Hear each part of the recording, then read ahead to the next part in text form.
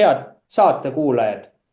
Saates osalevad elektriinseneri õppejõud Andres Saukas ning saadet juhin mina, Maarja Maripuu, tuntud sisulooja ja suunamudijana konservatiivne mõtiskleja ja uudisteportaali eesti.com toimetaja ning saatejuht. Tehnokraat alustab. Vastavalt kuulajate ja vaatajate soovidele jätkame elektri ja tuuma uudistega. Samuti tuli mõte saatel panna päris uus ja selgitav nimi, selleks sobiks kindlasti Tehnokraat. Küsime, miks selline nimi ja kellele on see kasulik? Sedasi olevat küsinud ka vanas Kreekas filosoof Platon. Andres, äkki selgitad? Tervist, Eesti rahvas. Kuna ma olen tehnokraat, siis ma ei saa mingit muud tervitust võtta kui ainult rahvale, sest rahval, mis meil puudub üldse üldises plaanis nii Eestis kui teistel rahva esindajatel inimestel on see väärikus, see haridus. Kui on kõrgem väärikus, siis on haridus. Ja kuna tehnokraadi sõna tuli sisse, siis siit lähemegi sinna vaikselt slaidide juurde, aga enne ma seletan teile natukene ära, mis pärast see väärikus tuleb just selle koolituse ja haridusega. Seda ütles ka, see ei olnud nüüd Kreekas, läheme Hiina mõne mõttetarga juurde ja tema ütles lihtsalt, et inimene, kas sa oled loll või tark selles ruumis, kui sa oled tark ja selles ruumis on palju lollest, siis sa ei ole selle ruumi vääriline. Ja vastupidi, kui sa oled tark või oled loll selles ruumis ja vääriline, siis ei ole vääriline. Ja isegi nüüd mõelge, mis see tähendab. Kui ei ole seda mõistust või ei ole ühist nagu mõtet, siis jääb tavaliselt võõras sellises ruumis jääb inimene magama. On ta tark või on ta rumal. Ja vot sellepärast ongi, kuna tarkusega on selline asi, mõistuse tarkusega, see tahab kõvad praktikat, trenni, õppimist, ütleme niimoodi, et millegist aru saada ja pärast oskab aru saada. Ja lähmegi siis slaidide juurde, et see paremini nüüd seda küsimust, mis asi see tehnokraatia üldse on, pildi slaidi ette ja küsimuse ka nii nagu oli esitatud ja saate seda täpsemalt uurida. Ja vaatame, mis see tehnokraatia on siis. Näete, tehnokraatia tuleb kreeka keelest. Siin oligi juttu, et Platonil oli mees. Esimene tähendab tehno on oskus. Tehnokraat, oskate midagi teha. Te olete millegi sellist olete tehnoga seotud. Ja kraatia on võim. Et on demokraatia või tehnokraatia.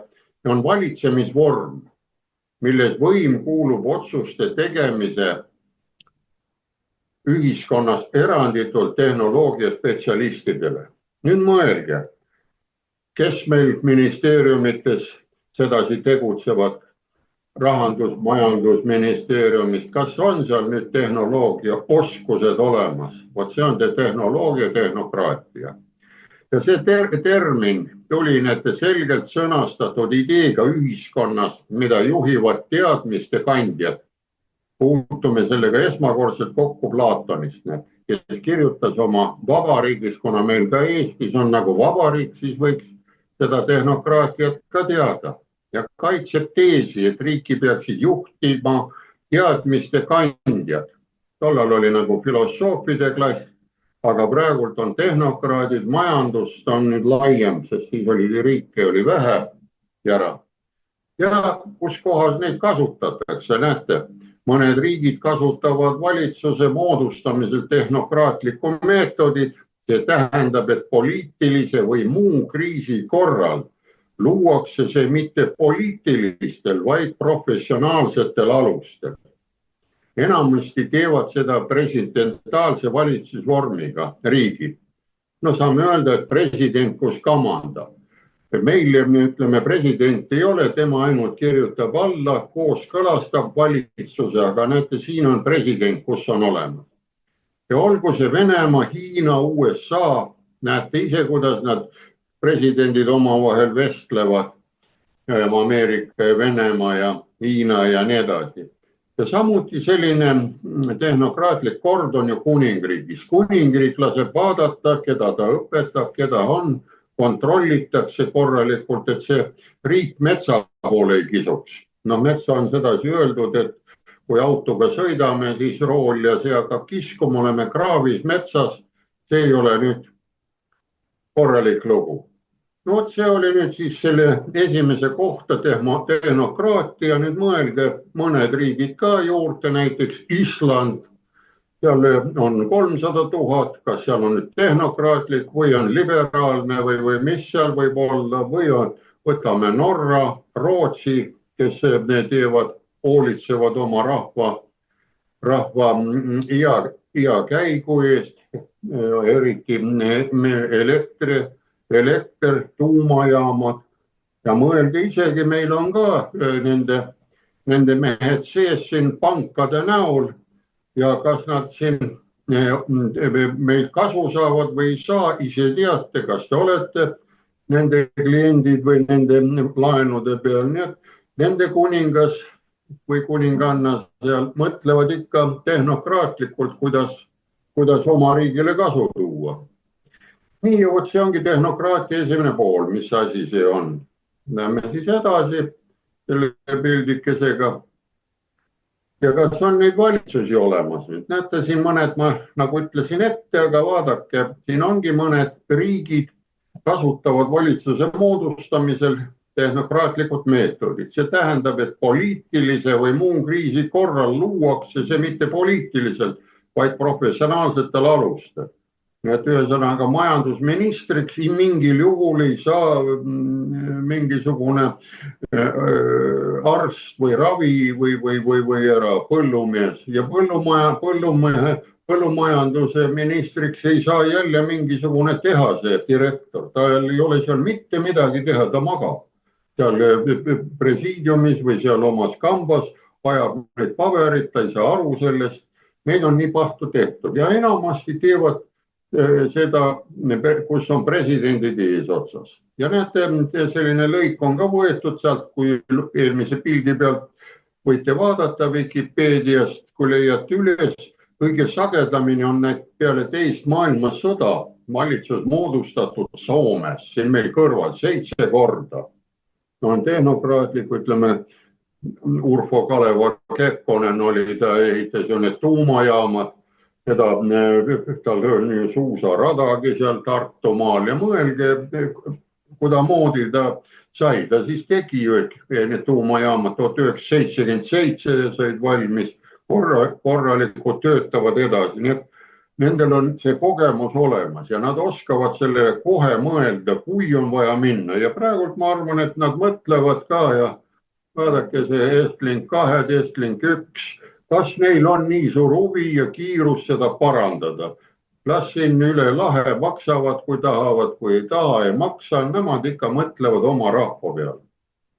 Ja võtame ühe näite, väga kuulsa näite, olukord näiteks Itaalias 1990 aastat esimesel poolel oli selles osaks väga raske, et kui kõik valitsuse liikmed ja peamiste erakondade juhid olid erandlikult seotud korruptsiooniskandaalidega.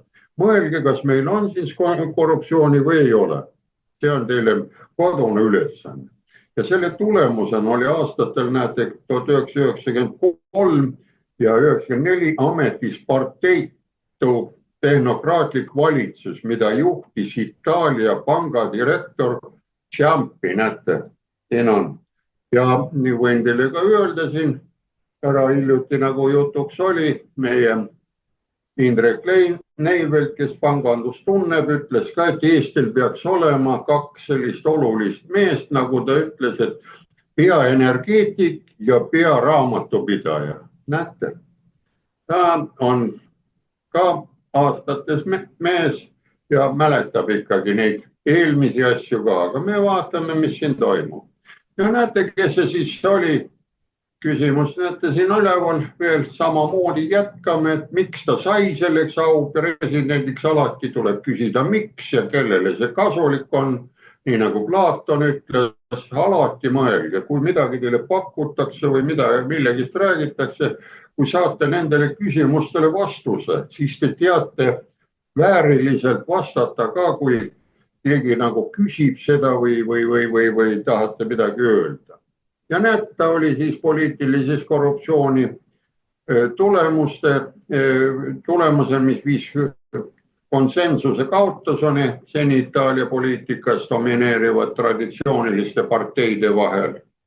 Ja 94. sai temast rahvusvahelise arvelduste panga president ja siis ta valitigi 1999 Itaalia presidendiks, mis on esimene mitteparlamentaarne valitsus vabariigi ajaloos. Näete, see on Itaalia vabariik ja sellest aastast, näete, 2006 anti talle aunimetus juurde, et ta on eluaegne Itaalia senaator ja ta elas, näete, 2016. ja 20. oli, näete, siin on päris pikk elulugu, eluaasta. Ja veel, kui uurite selle mehe elulugu seal edasi, siis järgmist satsida või seal oli, talle pakuti veel korra olla president edasi, aga ta ütles, et aitab küll riigi juhtimisega ja korruptsioonid ja kõik asjad said korda, et valige nüüd oma poliitiline pool. Need tehnokraadid tahavad oma asjadega tegeleda, kuna ta on pankur, siis tal ikka rahavood ja matemaatika on parem, kui vaadata mingisuguseid muud asju. See on minu kui tehnokraadi mõtlemine. Nii, ja nüüd kas on meil neid tehnokraatlikke valitsusi? Näete, siin on jälle netist leiate üles, sealt tulevad otse need vastused lühidalt. Näete, on valitsusi ja neid küll ja neid firmasid. Näete, praegult on olemas korralik Singapuris. Näete, on Le Kuan Yevi 1960 aastatel tõusis Singapur oma asutaja esimese peaministrile Yevi juhtimisel vaesest Briti kolooniast jõukaks Aasia tiigriks. Nüüd vaadake firma, mis tuli Elon Musk ja tema ettevõtted. Ja vaadake, kuna ka Trump on ärimees, tema oskab raha ja matemaatikat lugeda, siis ta võttiski endale tehnokraadi juurde, kes tegeleb kosmose ja muu asjadega ja siin on igasuguse asju nüüd ministeeriumi kinni pandud ja on avastatud ka 120-130 aastased valijad ja nii edasi, mis on. Ja nüüd notab eneks, nüüd tõmmab ise paralleele USA valitsuse, presidendi valitsuse tegevusele. Ja mõelge, kas Eestimaal ei oleks vaja tehnokraatlikku valitsust. Nii, see on nüüd sellele esimesele poolele küsimused vastata. Aitäh sulle, Andres, sisuka ettekande eest. Rahvalt on tulnud siis küsimusi, kas Eestis kliimaministri koha kadumisega juhtus ka midagi? Teine, kuidas hakkavad kaks ministrit kliimaministeeriumis valitsema? Subjektiivne arvamus. Kolmas küsimus, kas Saaremaal on mingeid elektriga seotud uudiseid? Ja neljas küsimus, kas tuumamaailmas on mingeid uudiseid? Palun, Andres. Ja kuna te saate sari või nagu oligi, et on tehnokraat, siis need küsimused mulle just meeldivad. Poliitikaga on mul väga raske vastata, sest ma ei saa sellistele asjadele pihta, kuna poliitikat juhinduvad ikkagi see inimeste ütleme, kadedus, ahnus, kui näitad rahakotti palju, siis ta kohe oskab kõiki asju teha. Aga tehnokraatidel ei ole, sest see raha ta teab, et see sulab käes ära ja kui ma ajan mingisuguseid rumalikku juttu, näiteks kui mina ütleks ka, et maailmas on olemas mingisugused elektrimolekulid, siis ma ei tea, mida öeldakse minu kohta ja nii edasi, aga poliitikud kõiki välja mõelda. Et tal on ju kõige lihtsam seal laiapõhjaliselt istuda seal kabinetis või kuidas seal on.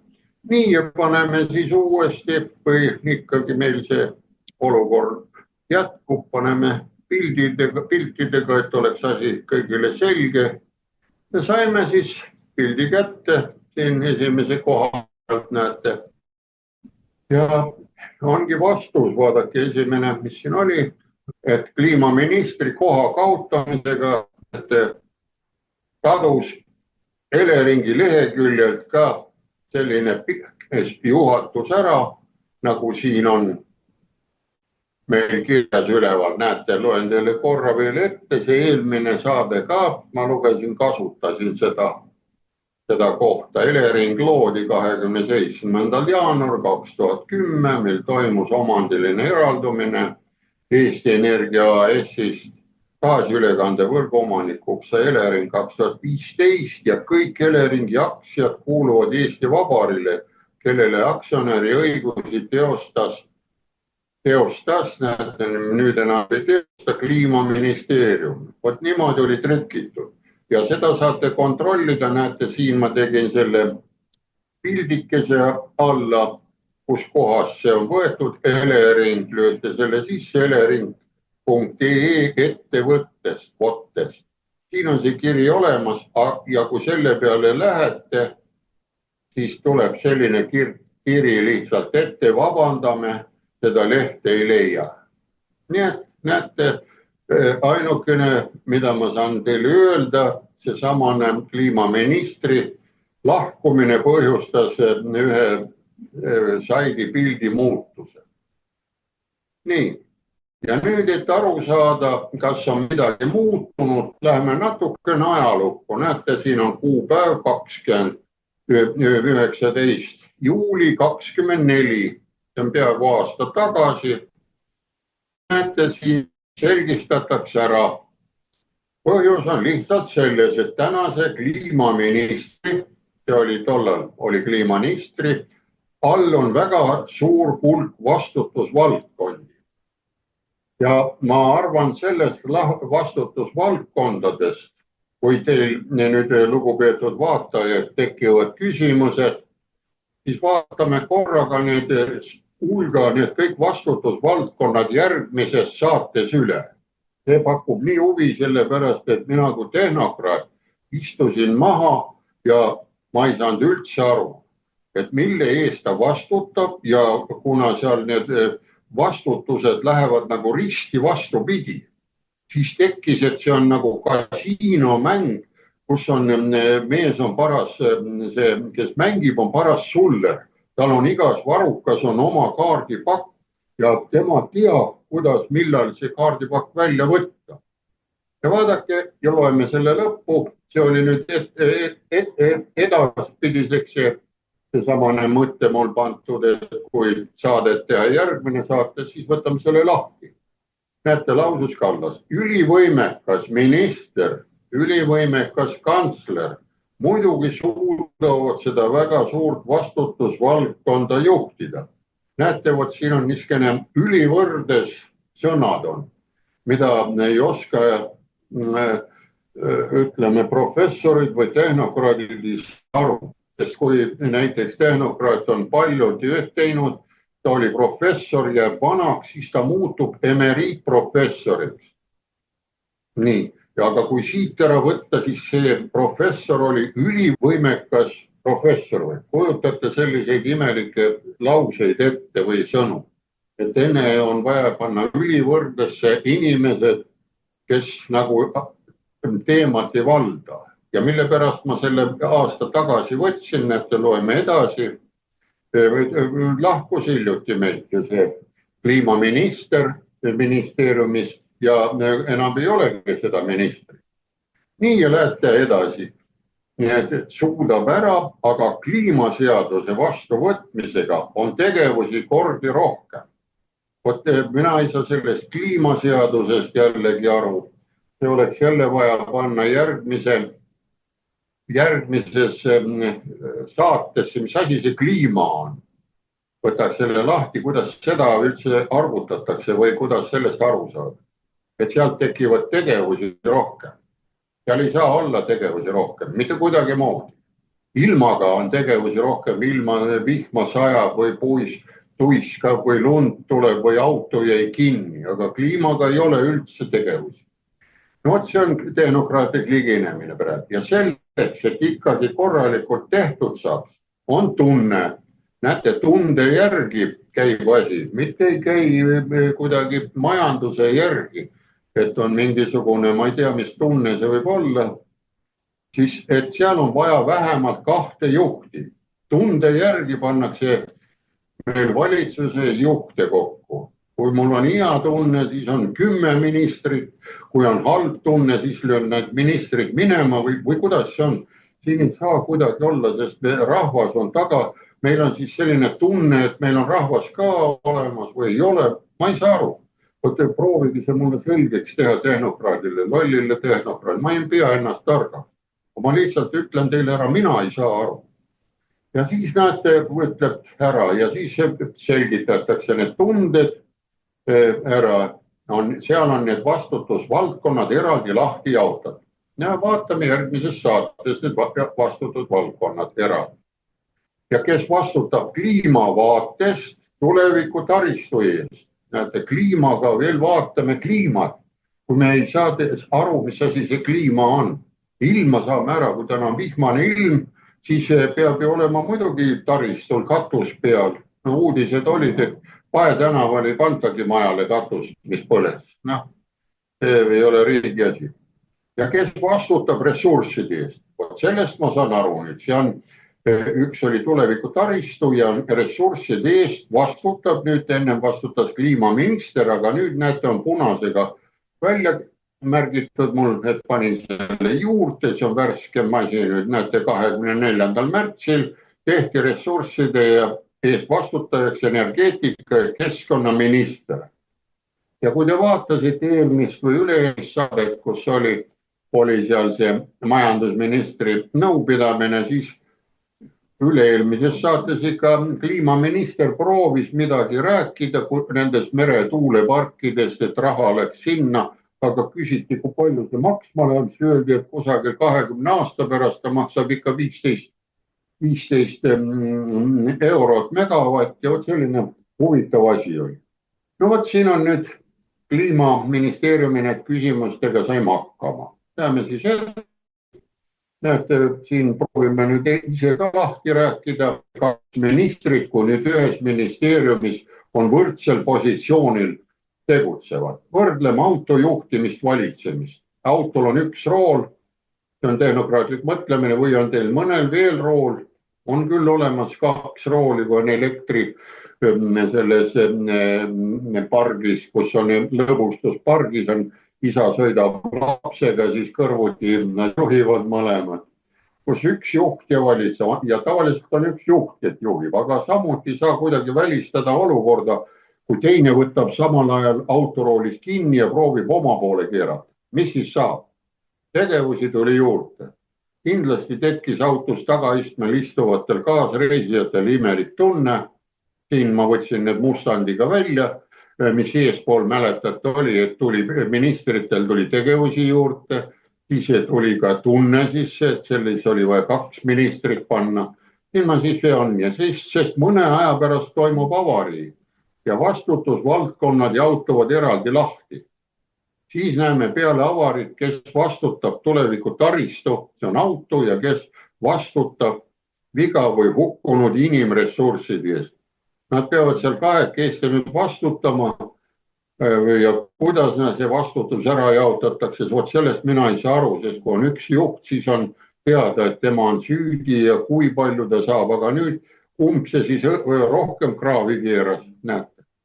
Kuid on alati olemas lihtne väljapääs, tuleb juhtima panna kogunenud haritud autojuht, tehnokraat, kes arvestab koheselt liiklus- ja ilmaoludega, sest kliimat ei saa inimene ega loom muuta ja kliima muutmine on ainult looja ameti juhendis kirjas. Vaielge vastu või ütelge, kuidas tahet. Sest kliimat mõõdetakse, sellest saab ka järgmine saade rääkida. Oli küsimus, mis siis juhtus, kuna Saaremaa oli siin mõni aeg tagasi väga huvitava olukorra ees. et hakati 330 liini ehitama otse Lätti, nüüd on. Ja näete, kõigest nüüd läks väiksemale mehele üle Elektrilevile, ütleb nüüd tulevikus Saares välja 13 kilomeetrit maa-aluseid kaableid.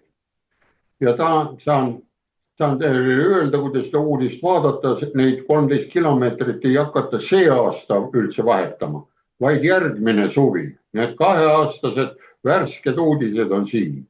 Ja näete, täna härra Ärm, nagu on Mihkel Ärm, ütles sõnul kaablite vahetamiseks ei lähe, küll aga teeme suvel täiendavaid hooldustöid. Vaatame, et kontaktid oleksid puhtad, et alajaamad oleksid kuivad. Need kontrollime üle ja järgmisel aastal siis esimesed investeeringud. Ja küsige nüüd endalt, miks on vaja teha täiendavad hooldustöid? Kas siiamaani ei tehtud siis hooldustöid vastavalt käidu standardile, käidu juhendile? Sest iga aasta tuleb üle käia alajaamad ja võrgud ja puhastada need trahvud üle käia, kontrollida õlid ja kõik see ära. Tähendab, nagu ei oleks toimunud siis. Või on nüüd olukord peale lahti ühendamist.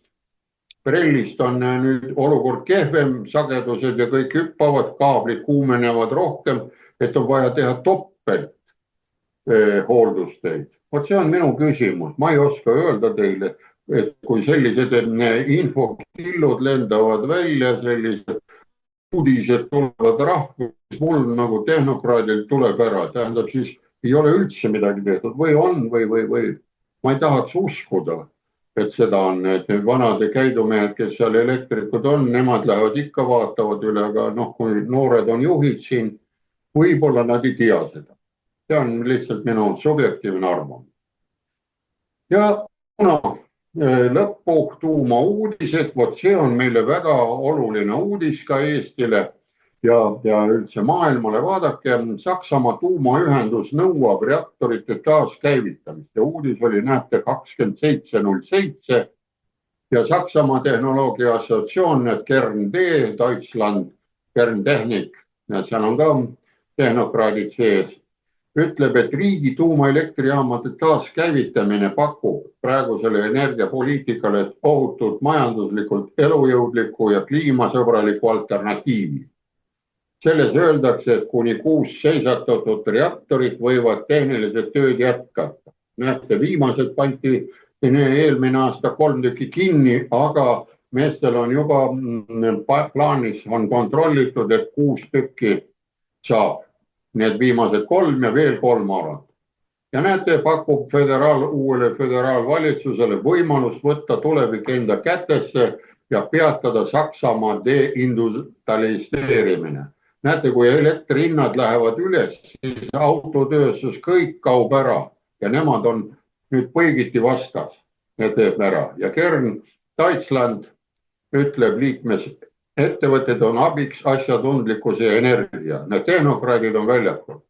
Ja vaadake, siin on, millised ettevõtted on, nende liikmed ka veel on sees Saksamaal aitamas. Näete, Framatome, GNS, Nukem tehnoloogias, Orano, Orengo ja Westinghouse. Näete, need on Saksa omad ja Westinghouse on ameeriklased. Ja nende välja pakutud aeg on 6 reaktorit saaks tööle 3–5 aastaga. Näete, ei lähegi pikka aega ega mitte midagi üle.